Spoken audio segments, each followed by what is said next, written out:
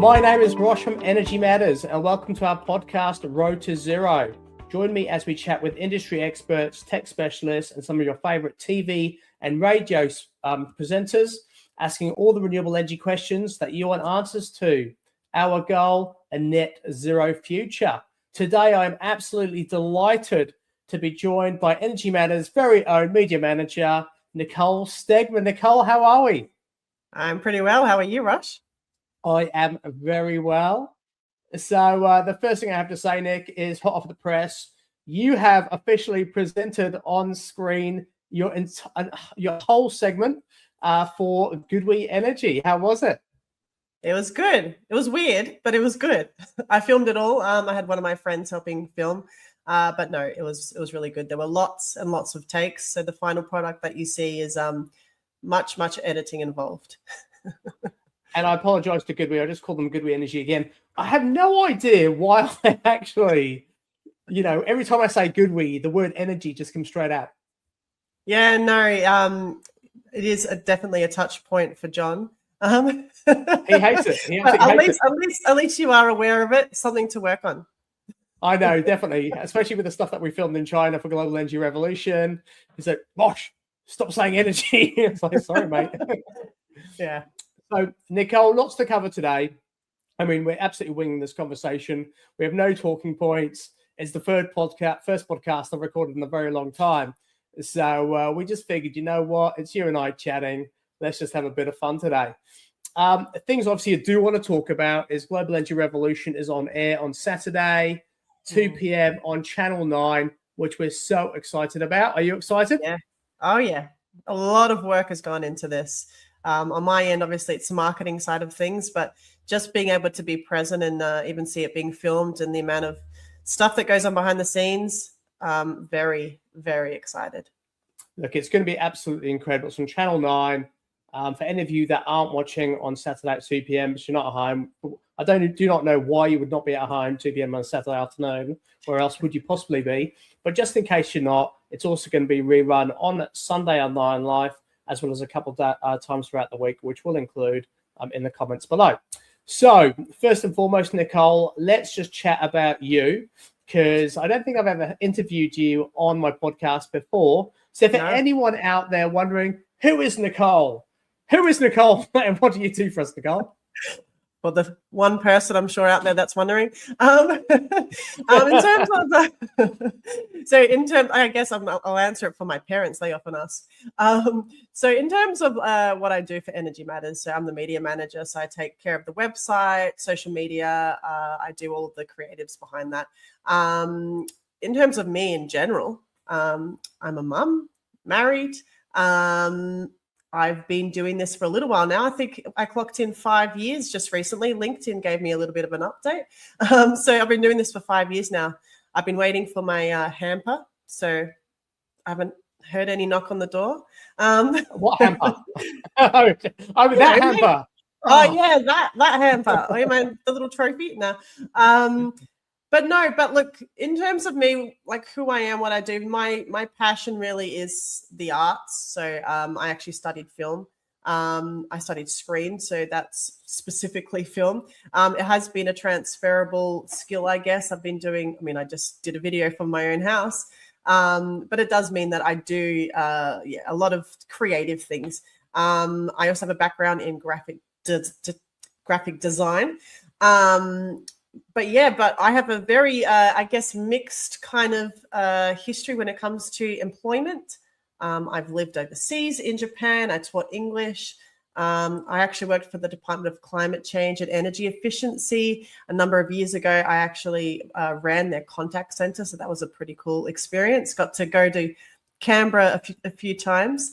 But yeah, it's definitely a mixed bag. But no, this chapter with Energy Matters has been probably the most exciting. I've got to do a lot of things that I had never planned, but it's been really good, especially working with you, Rosh. You've been really, really good. I wouldn't say a mentor. Would I say a mentor? I am definitely your mentor. Okay, he's my mentor. No, it's been really good. Especially, you know what, even I think I said this to you. So when it came to, filming at my own house, doing this little segment for Hytech and the GoodWe battery that I installed, being able to speak to camera, it's not a natural thing. As I said, I studied screen, which meant that I was behind the camera. To stand in front of the camera is not a natural thing for me.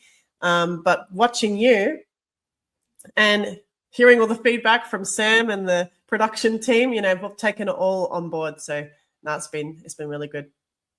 Look, standing in front of camera definitely isn't the most, natural of things. I think, first and foremost, you did a fantastic job, and we'll talk about that segment shortly because it was beautifully filmed and the technology that you feature is amazing. And the fact that yourself and your family has embraced, being net zero is awesome, despite being a renter. So I think that's just absolutely brilliant. But really, in terms of the, first and foremost, your experience, I mean, I think the background that you've actually had has really, helped Energy Matters significantly. Because really, if you consider that, I started in my role as CEO on the very first day of COVID lockdown in, March 2020. So everything went out the window, first day of the job, all these plans I had, start all over again, rip that up and just work out how do we rebuild Energy Matters and reframe Energy Matters, off the back of having absolutely no office, no staff, no nothing. And really, you were the first cab off the rank. At that point, I was like, if the world doesn't end because of COVID, we need to have a plan B and make sure Energy Matters can do something. And the first few months was great, just working with an agency that fortunately was able to do all of our copywriting, content, SEO, and really assist me. And then, it just became really apparent that, I could grow Energy Matters to an extent, but I needed to have someone on my team. And boom, Cinderella, the Cinderella moment, my fairy godmother, Nicole, appeared and said, Roshan, you will go to the ball. So, I've never actually considered you to be a fairy godmother. I'm like your mentor. I hope I'm not considered that. I'm not granting any wishes here. Sorry. But look, you've been absolutely fantastic. And I think fundamentally it's just really helped Energy Matters on our journey. Because for those who don't know, when you see blogs, when you look at our graphic design, when you look at, the intro and outro to this podcast, there's so much that Nicole does and, behind the scenes. And although that's essentially what you've learned, part of what you've learned when you've done your degree, really, you've kind of like, without you on board, a lot of the stuff that we see day to day just wouldn't happen. So I honestly and really do appreciate it. And it's a pleasure, obviously, to have you on my podcast today, or on our podcast, I should say. And as we chat all things renewable. So, yes, Nicole, before we get into the TV show, which I'm itching to talk about, I'm just going to, hold myself back.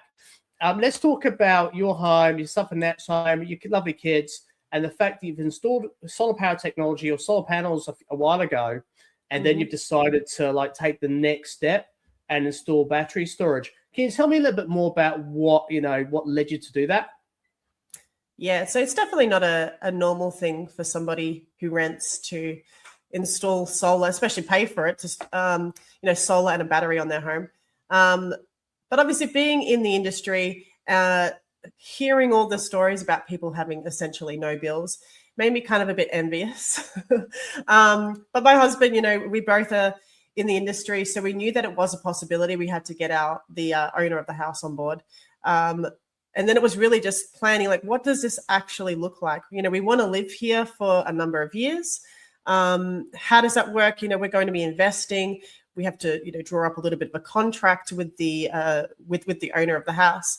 But then it's going through and are we actually eligible for any of the rebates? How does this actually work? So solar was obviously the first step that happened in late 2024, which, initially was great. It reduced our bills by almost half. But it was still, we were getting pretty, they weren't huge bills, like $250 a quarter. That's still, probably someone's target goal. And it's impossible, to manage that when you've got kids, because fundamentally. No, that's it, yeah. Yeah, fully well that the solar power is working during the daytime. I'll turn on my washing machine, my dishwasher, do all those good things. But then when the kids come home and Nat comes home, TV goes on, technology goes on, and then you obviously have to all your savings from the day is just out the window, especially because I live here in Vic, which means that when we first had the solar, we enjoyed, I think, for maybe 2 months, we had a feed-in tariff of 8 cents a kilowatt hour. Yeah, wow. Which is great. That went down to 3. So, and our daily supply charge, we've actually just recently changed retailers, but our daily supply charge was, I think it was $1.40 or $1.41. And so even if we put every last kilowatt hour into the grid, we were not going to, have that daily supply charge alone covered. So that's why we were seeing the bills, and we had seen a trend. It is going up because we do have kids, and which means that having kids, they're getting older, they have all the devices. They literally, my son was home the other day, he was sick, and the entire day he spent playing, the PS5, which meant thankfully now obviously we have solar and a battery. It didn't impact us at all. But to get to that point, it was really saying, you know what, I don't want to continue paying for this. Especially when there are alternatives out there. The battery was a perfect fit. So yeah. And one thing you just touched on, sorry to interrupt you, but one thing that you just touched on, which I just want to question whilst it's still present in my mind, is the daily supply charge. I mean, firstly, there's 2 things you mentioned about your energy bill. The feeding tariff. I mean, the fact that we're in this conversation, we've both been wowed by 8 cents. I mean, for God's sake, I mean, that feeding tariff used to be like 44 cents or 60 cents when I first got involved. 70 cents. I had an older friend who was locked into a 70-cent feeding tariff. Oh my God. I mean, that's just like that. That's just like now. people are like, what? When was this? Was this when dinosaurs still roamed the earth? That was in the year 2010. 2010. Those were the days. The old 2010s. But the fact we could get feeding tariffs that were so high, and obviously now they've come down 2-3 cents, if not lower. I mean, I think my deal is currently I'm pretty sure I'm with Engie, and I have 10 cents for the first few kilowatts, and then it goes down to 3 cents thereafter. So it's okay. But the supply charge is something. Yeah. Well, it is. It's better than nothing. But then the supply charge you just mentioned really is that thing. Because like at what did you say? $1.40? $1.40. Yeah. $1.40 a day. You're not exporting enough solar back into the grid to even offset that supply charge, which means you are guaranteed, no matter how decent a solar system you have, on the feeding tariff that's currently available, less the supply charge, you have an out-of-pocket bill. So going batteries made sense. I want to ask you a couple of questions about that, because your situation is very, very different compared to most people out there. You are a renter. You've got a relationship both with the landlord, obviously, who's both with a landlord who obviously, which most people don't, in fairness, only go through the real estate. So did you approach the real estate first, or did you just leverage the fact that you had contact with the landlord and say, hey, this is what we want to do, can you support us? So the right avenue is always to go through the property manager, so the agent. And so that's the route that we went. And that was just to cover ourselves, because we wanted everything in writing. We laid out very, very clearly that, should for, whatever reason we have to leave early, we're evicted because we're horrible tenants. We're not. That we would be able to either be compensated, so the owner would be able to pay us for the system, less obviously the time frame, or we could take it with us. And so that was the arrangement, and there was an agreement there. So obviously that doesn't play into the rebates that are available. So in Victoria, we have we actually use what's it called? Solar for renters. So that's with Solar Victoria. Now, the renters can't apply for that. That has to be done through the owner. And so technically, the solar panels on our roof actually belongs to the house. But because we did pay for it, we have our own separate agreement. Obviously, when you are using something like a rebate, and obviously you have the federal incentive, which is the STCs, we want to keep the panels on the roof, because that's ultimately the end goal, is to make the full use of the lifespan of the system. But that being said, if we do have to move and the owner doesn't want to pay for the system, we can take it with us, install it on another house, and then we still get that full use of those STCs, which means we are still abating our usage, which means that a company that's out there that's bought the STCs, those STCs still hold that will hold the value.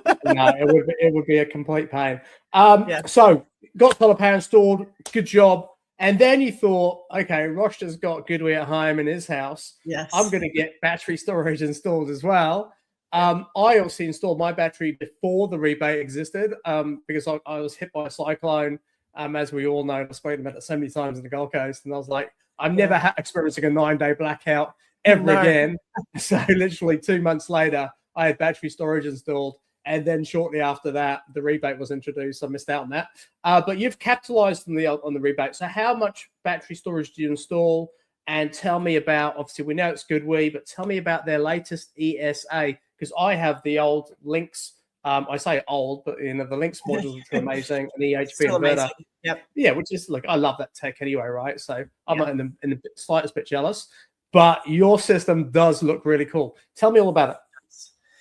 Yeah, so I mean, obviously, we've been looking into getting a battery for a while, and we both went to the All Energy last October, and we got to see the ESA. That was the first time I ever saw it. I had been talking to John and a few people at GoodWe about it, but to be actually see it in person, to see the ESA, the all-in-one, the little circle with the little fancy little colors. But then to find out that, it is incredibly safe, a very, very smart system, and that straight out of the box, you can do whole home backup. I mean, that obviously, my ears pricked up and I went home. Well, I didn't actually really have to go home. My husband was there as well. But, on the way home, we were talking about it. I mean, this is definitely something that we would be looking for because it is that all-in-one system. And yeah, I mean, especially knowing that for our house, because I actually wrote a blog about it. I'm sure you read it, Rush. Of course. Yep. So it was sometime last year. I don't remember. I was sitting down at my PC and I could smell something. And I looked over to this couch just behind me, actually, and I could see this little steady stream of smoke. And it turns out that my house, my couch was at the point where it could actually go on fire, because I thought you were about to say your cat was on fire. I was like, what? I don't like cats. I'm actually allergic, but I would never want to see one. Well, they would have been. How was your couch on fire? What happened there? Well, it was at that point where it could have been. So it turned out that we had this cheap USB cable that my kids had plugged in, like this, I don't know, this little game or something, had plugged it in, and there must have been something wrong with the cable, because it would actually started melting. And it was at that point where it's, because obviously where you see smoke, there's almost fire, right? At the point where if I wasn't home, the house would have gone on fire. And so knowing for me that, these things can actually happen, the things that you put in your house, you often don't think about it. I mean, you don't really hear of, your fridge going on fire, but you do hear about phones going on fire. You hear about things that have the lithium batteries in them, your e-scooters, your e-bikes. You hear about those kind of things. So you want to make sure that anything that you are adding to your home is actually going to be safe. I mean, I have 3 kids. I like them, so I want to keep them around for a bit. And so making sure that they are safe. And so, straight out of the bat anyway, it uses LiFePO4 chemistry, which means that it's the safest currently available lithium on the market. So that alone tells you that it's not like your e-scooter where, that plugs in and then catches on fire. But it has all the BMS, all of it has 6 levels of safety, which means it's the way that it's built, the way that the AI and the monitoring actually controls everything, is able to, see if there's anything wrong, any kind of, over voltage or anything like that. It'll catch it, it'll shut it down. But if the worst were to happen, there are actual aerosol fire suppressants in each of the battery modules. So knowing that those kind of fail safes are there wasn't a real easy choice. I mean, I know, and we are privy to all of the types of batteries on the market, and there's some really awesome ones. The ones that are not our recommended brands, there are some out there that I wouldn't touch with a 10-foot pole. And that purely comes down to those safety kind of measures and how quickly they've entered the market. Yes, they may be CEC approved, or at least, the components of it are, but that doesn't mean that it's the safest option for your house. So going with a battery like the GoodWe ESA All-in-One was really, like I said, a no-brainer. I mean, fair play to GoodWe. I mean, they literally are. And look, I've got a GoodWe water bottle. Obviously this high quality water bottle, but beyond that, I've also got GoodWe Links batteries in the HP inverter on my wall. And I love renewable energy technology, as we all know. But I think for me, one of the things I love about GoodWe, first and foremost, I watched my battery being manufactured in China, and I'm all about, I want to see exactly how things are made and understand their processes, because I'm kind of a little bit OCD in that respect. But I also, this is my home. I mean, this is my forever home. I've got only one child, thank God, and my wife and my dog, which is more than enough for me. But really, this is, you want to protect the safety of your family. It's so, so important, as well as ultimately, that safety of the family comes first. The investment comes second. And then really you want to have, the best possible technology to eradicate that electricity bill and reduce your carbon footprint. So picking GoodWe for me was an easy choice, because I got to see it made, loved it, loved the tech, researched it, and it was definitely a win for me. And GoodWe, I think one of the things I really respect about GoodWe and love is the fact that they just keep on pushing up the status quo. I mean, they literally are about, let's release some incredible technology that ticks all the boxes, that's, amazing, will do what it says it can do, and at the same token, it's accessible to the majority of people in Australia. It's not the cheapest, but it's nowhere near, as expensive as some brands out there. And then what they've done is they've kind of looked at how technology has evolved and said, you know what, safety is paramount here in period around the world, but certainly here in Australia, there's a lot of sensationalist media that would say, if you have a battery in your home, it's going to catch fire. Hey, check out this EV that's caught fire and torched everything. Yes, it's one of a million, but at the same token, it still happens. So I think it's really, really important where you have got media that sometimes can be very, it's very sensationalist, and then you're kind of looking at, what is real and what could possibly happen, and coming up with that happy medium. And then the fact GoodWe have launched the ESA, it has got fire suppressants, has got an incredible app, has 6 levels of safety, which I think makes it the market leader in terms of safety. There is another brand out there, which I won't mention. That's 5 levels of safety. They must be really happy. So I expect them to launch the 7th level of safety. I'm waiting on it. What will it be? Well, any day now. I'm just counting down my fingers. But the reality is 6 levels of safety is absolutely fantastic. And once again, I got to see the ESA being manufactured in China as well as part of Global Energy Revolution, which I'm about to talk about in the next minute. So it's incredible. Nicole, quick question. I'm sure everyone out is wondering, with that particular battery storage system, I know that, you know the installer. So therefore the installer did a cracking deal in terms of the installation, being Hytech. Luke, great lad. But really, the federal government's cheaper home batteries rebate, that covered a good chunk of the battery, didn't it? It did. I mean, honestly, we would not have done it otherwise. And obviously, for anyone out there that is looking to get or to make do with the rebate, it does start to taper off from the 1st of May. And so we really wanted to make sure that we were able to get in. And Hytech, they really just ran with it. As soon as we told them that, hey, we wanted to install a battery, the GoodWe system is this. Luke's like, well, what are your bills actually like? What kind of size system do you need? And I'm like, well, maybe 20 kilowatt. And he's like, you're looking to get an EV, which we are. In fact, we're looking to get 2 EVs this year, replace both cars. So he's like, no, you need more storage. So the max you can get for the one tower is 48 kilowatt hours. So we went with that.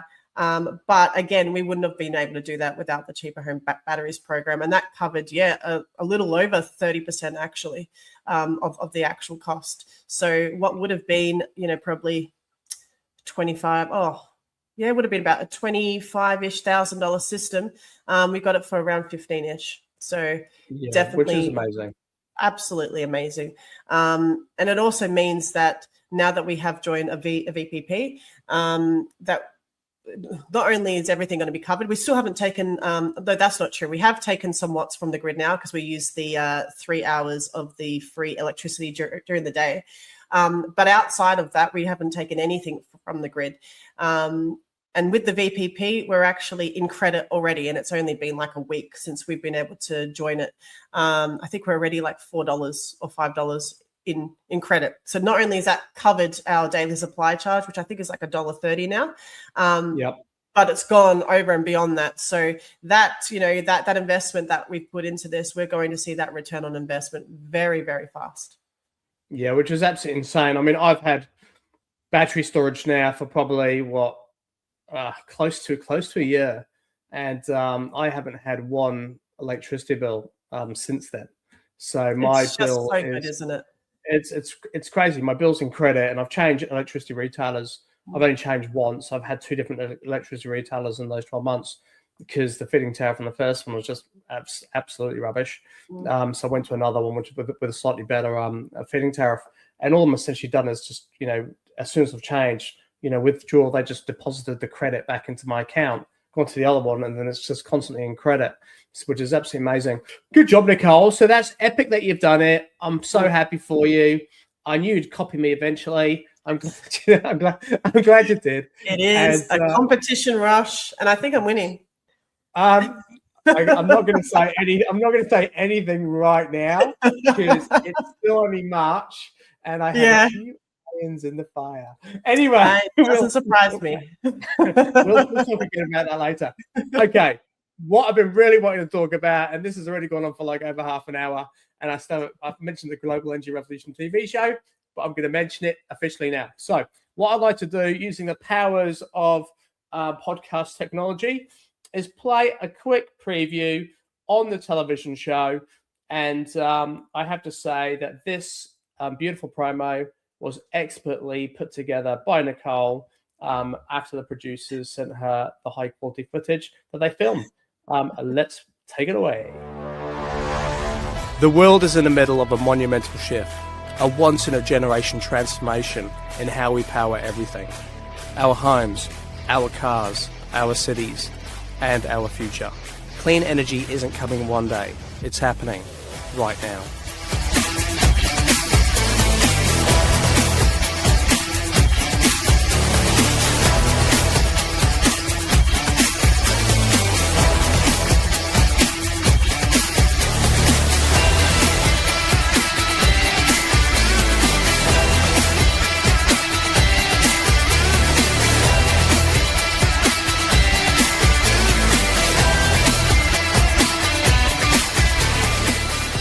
I mean, that's pretty cool. Having just seen that, I want to watch it. Do you want to watch it? Yeah, even though I've seen that promo probably 1,000 times, it still has me excited. And that's less than, what is today's date? It's Tuesday. So yeah. So we're recording this on a Tuesday. It's 4 days to go. Do you want to watch it? Is more to the point. All of you guys watching this podcast or listening to it, I hope so. Nicole, you know what? I'm just going to switch the ante here because I talk a lot and I'm going to do more talking. But I want you to ask me some questions about the television show. Okay. Are you happy that's to good. do that? I'm more happy to do that. This, so let's see what happens. Let's see what kind of questions I can come up with on the fly. Well, what was this actually born from? Because I know that we've previously done the Energy Matters TV show. That was last year. Yeah. It was fantastic. A lot of work. Specifically for me. But it really touched on at that time all the types of technology that were available and how it's actually made. So where was the concept for this TV show born from? Yeah, so I'll kind of give a bit more context to it. So really, if you look at TV shows that we've been involved in, the reason why we got involved in television in the first place is although we have a very high ranking website on Google search at the time, now AI search, and we probably reach about at the time, probably about 90,000 people a month of unique visitors. And thanks to Google, now probably about 50,000. We want to impact, we do believe in a net zero future, and we are very much a cause driven company. You and I are both very, humanitarian. and done well in our careers, but this really is our vehicle to make as much of a difference as we possibly can do, which is why the shareholders hate us, and we do as much as we possibly can do to help people achieve net zero and reduce their bills. Yes. But for us, we wanted more eyeballs, which is why we got involved in television. Firstly, just for anyone who doesn't know, I mean, the first show we worked on was Renovate or Rebuild, which is expertly produced by a really good friend of mine, James McGregor, who worked at CSIRO and basically came up with that concept of edutainment. So educate people through entertainment on television, and then really strong messaging about things that, interweaved within the script and within the actual narrative of the show to encourage people to subtly consider reducing their carbon footprint and their energy bills through different types of technology and building techniques, materials, etc. Sam Behrens, obviously at Northlight, is co-producer of that show as well. So we worked on that show just really because we saw an opportunity to, not just encourage like tens of thousands or inspire tens of thousands of people a month through our website, but really reach hundreds of thousands of people in their living rooms watching television. And that was a really great show to kick us off. We worked on Open Homes Australia shortly afterwards, which is Northlight's own show. And we've been on Open Homes Australia for 4 years in a row, and 5 years this year. And we did season 2 of Renovate or Rebuild. Whilst I love those shows and we continue to work on Open Homes Australia because it's just a really nice show with beautiful homes, and it just shows renewable energy in context on an incredible property. The thing I dislike about working on other shows is, and it's a kind of tagline we use, is, the technology is just secondary to the actual narrative of the show. And for me, the tech, the people behind the tech, what the transformation of these buildings, it really should be the hero, not the extra. So for us, we just wanted the technology and the brands behind the tech to be at the forefront, and therefore we made Energy Matters. And Energy Matters, we call it Energy Matters purely because we have so many resources on our website and blogs and product information, calculators, and all the different things people need. We just wanted to have the customer journey, be as simplistic as possible. So watch a show called Energy Matters, see some amazing technology, Google Energy Matters, find the website, and then read more about it.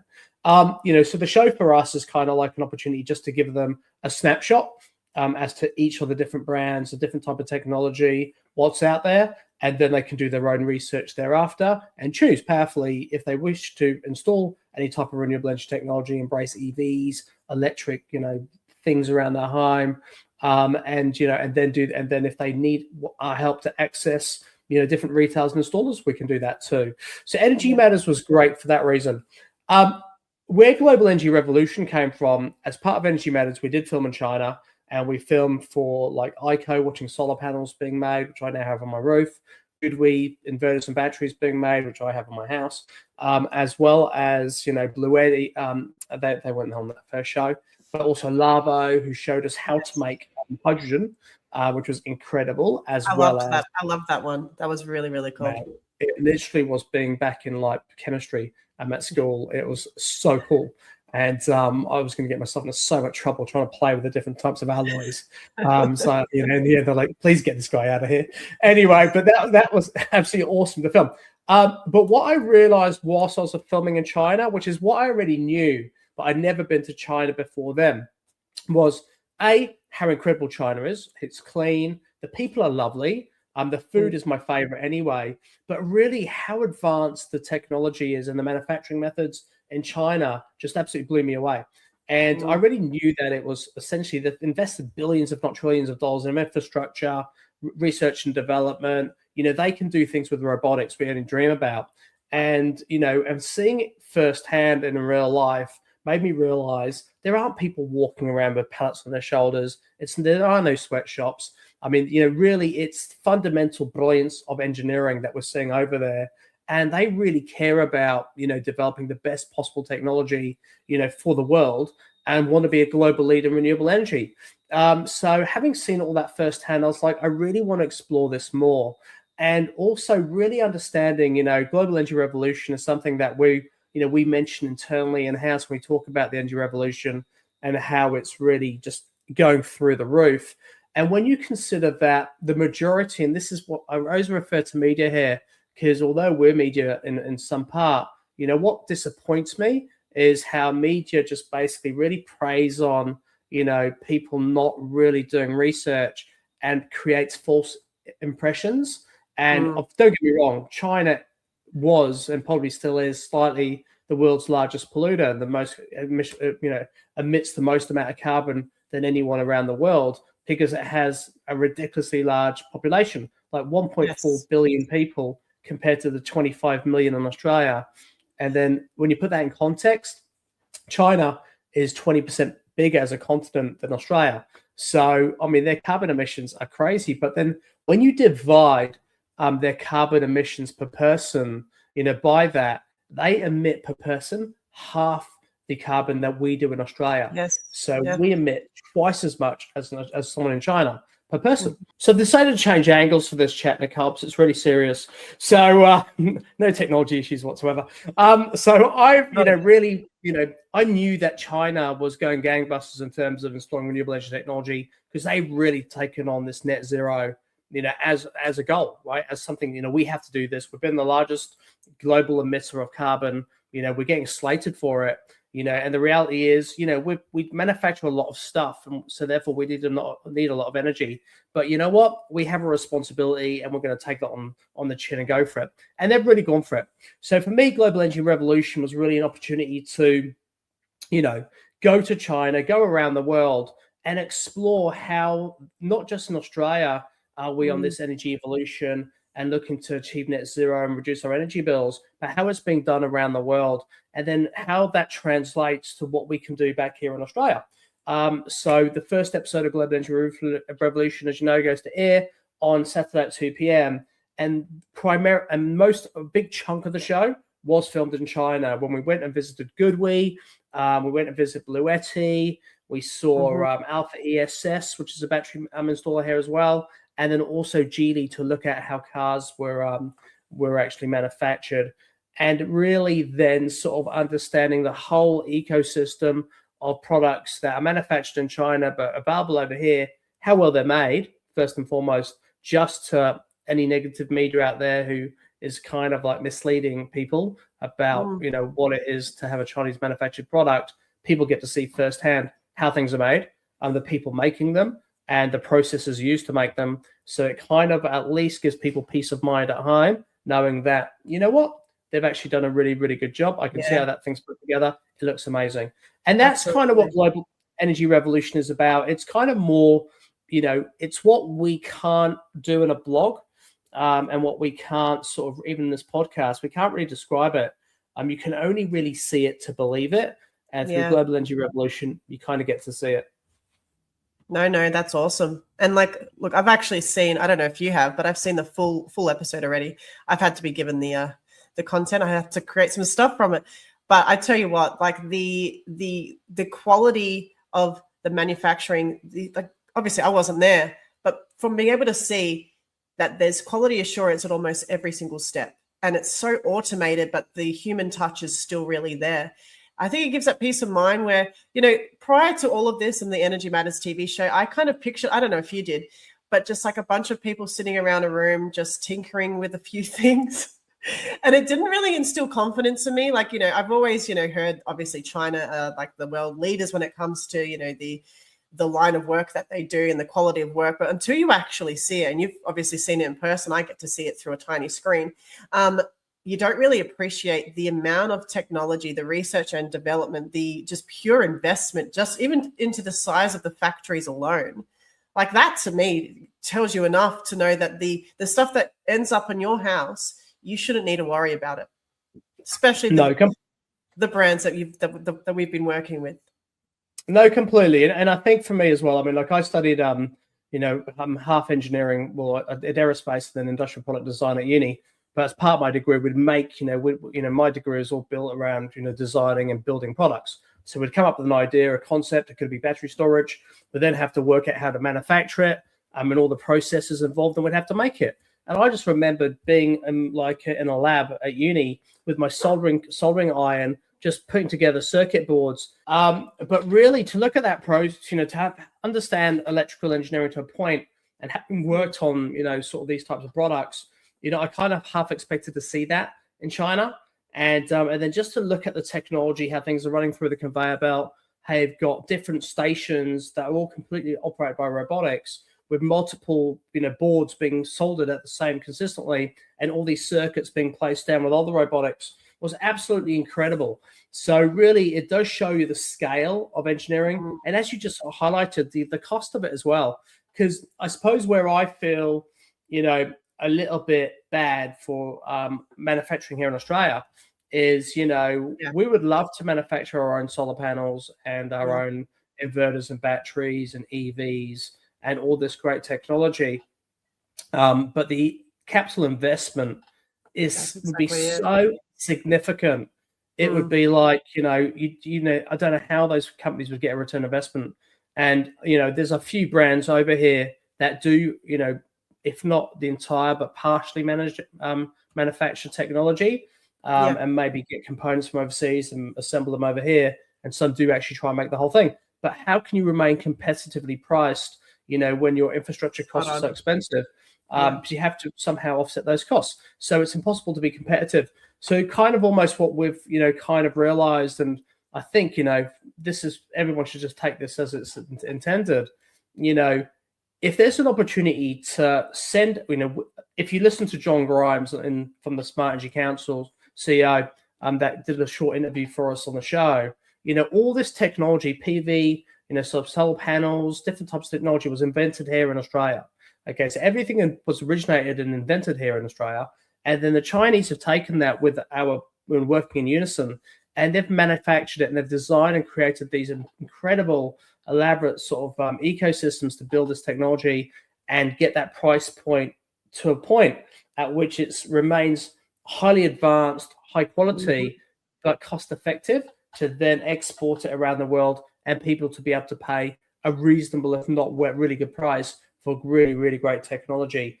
And I think when you have a partnership such as that, why would you even consider, wanting to manufacture that stuff here, at 5 times, 10 times the price when you have done the work over the last 2 or 3 decades to have it be manufactured elsewhere? Yeah. Firstly, I think where Australia's lucky is we have so many natural resources. And don't get me wrong, neither of us are like, really blown away with mining. But at the same token, we do need precious, we need minerals and resources and precious metals to come out of the ground to obviously go into these things. If you have renewable energy powering mining, I'm not so negative about that. And then, so we have all the minerals and resources we need, send it to China. They say, thank you very much. And they manufacture stuff and send it back. And then we go ahead and install it. Yeah. No. Yeah. Spot on. And look, while I would love to see a lot of the manufacturing to, really come back to our shores, the reality is we're never going to be able to compete. We simply, even just the workforce needed to be able to keep up with the demand, we simply don't have enough people. I mean, 1.4 billion compared to, 27, 28 million. I mean, while it is a lovely idea, and I do hope to see some brands being able to at least bring part of those steps here, it's just not going to happen. But I guess my final question would be, what was your absolute favorite part of filming? Look, I really enjoyed all of it. As people will see who watch this show, I'm as a presenter. I mean, I never was a TV presenter. I've just become one because I like talking about technology and I'm comfortable in front of the camera. But so I've evolved in that journey, and I've got a great coach, Sharon Lynn. Shout out to you. She helped me on my journey after the first TV shows. She was like, "Rosh, you're rubbish. let me help you." And she kind of, I hope you think she has. When we start, I knew I wanted to do Global Energy Revolution. The first thing that landed for me was this on camera is me, right? I like to have fun. I'm a bit of a clown, but I'm just really passionate about what we do for a living. And I want to make a difference, for as long as I'm alive. But I wanted Global Energy Revolution to be fun. Like it's a serious topic. It's talking about how we can reduce climate change, or sort of lessen the impact of climate change through reducing global warming. But really, I wanted the show to be fun. So I created for myself to go out there, just enjoy myself, and let me sort of, my personality just carry me, and at least carry through the essence of the show. So it was just really, really enjoyable. What did I love most? Look, to be honest with you, I loved almost all of it. I mean, the intro, for me personally, of Global Energy Revolution, you cannot miss the first 4 minutes of the show, because for me, the first 4 minutes are the funniest part of the show, and really, was just what I really wanted it to be. And then it gets a little bit like it's more not serious, but it's like it changes over the show. But what happens after the first 4 minutes is we start to really deep dive into the important stuff. And there's some really, really cool stuff. I loved watching the Geely automotive cars being made, EVs. To see a car being made from start to finish in just 4 hours was absolutely ridiculous. I mean, it's seriously, and you walk in there, it's the 4 massive production lines, and then each production line builds a certain stage of the car. You've got pit crews, essentially, like at every production line, and they've got 20 as the production line kind of goes by. It's like goes at this speed. You've got around 10 or 20 people working who have 1 minute to do their job, and you just see them all jumping on this car, transforming it. They sort of high five. It goes to the next crew. The next crew has a minute to do their stuff. It gets to the very end of the production line. A big robotic arm picks up the car, lifts it up, and puts it onto the next conveyor belt, and then crews are working on that. And you're just walking around seeing this car, and after 4 hours, it's finished, and it's not crap. Like, I thought it's gonna fall apart, but then it goes through this like massive testing area, and it's constantly getting tested. Like there's just like these little zones where they're just checking everything, and at the end, it almost goes into like a pressure environment where they're just analyzing the crap out of this car, and it's perfect, and it's really, really good. Yeah, so, that's my favorite part. No, that's awesome. Like I said, I've seen it. And GoodWe. And GoodWe and Fox and Emerald, well, eHomes buddies. Yeah, but the wildlife segment at the very end was incredible, and I love working with James Treble. James is an absolute legend. We're good mates, and we've become friends as a result of the stuff on TV. And he's just like I mean, we look completely opposite. It's like the movie Twins with Danny DeVito and Arnold Schwarzenegger. Like we are so different. Wait, who's who? Huh? Who's who? Out of that equation? Well, I'm definitely Arnie, and he's definitely Danny DeVito. But no, sorry, James. Did you hear that? James isn't that. He's really lean actually at the moment. But no, he's just such good fun to work with, and we're both very passionate people. We both love what we do, and we both want to make a difference. And the show gives us access to that. No, well, even though I have seen it, I'm very excited to see the reaction. I'm going to be sitting down with my family to watch it and a couple of friends. So I'm very excited to see their reactions. I was the same with the Energy Matters TV show. I'd be sitting there watching them instead of watching the show. But yeah, Saturday, Channel 9, 2 p.m. Couldn't be more excited. And if you are watching the footy and you can't take your eyes away from that, you can watch it on Sunday at 1:30 p.m. on Channel 9 Live. And then it is going to be on 9 Now. It will be. It'll be streamed on 9 Now. So look, try and watch it live, because you don't want to be the only person that hasn't watched it live. Because everyone will be talking about it, and you'll be like, "What? Watch that? Oh shit!"